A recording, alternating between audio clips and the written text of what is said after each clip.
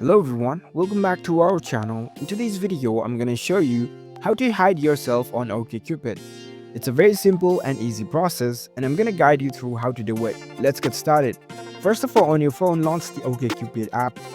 Once you're in the app, make sure that you're logged in with your account. After you are logged in, you'll see this kind of interface. Now, in order to hide yourself on OkCupid, you need to simply go up to their profile page. Right now, I'm in the Discover page. Let's say if I want to hide myself from this profile of Carolina, I'll just simply need to tap on this profile. It'll open up the profile page. Now, in order to hide yourself, you need to tap on this three dots icon over here. Tap on it. And here at the bottom, you can see the block option. And it says it hides you from each other. So when you select this block option, it'll also hide you from each other. So your profile will not be visible to the other person.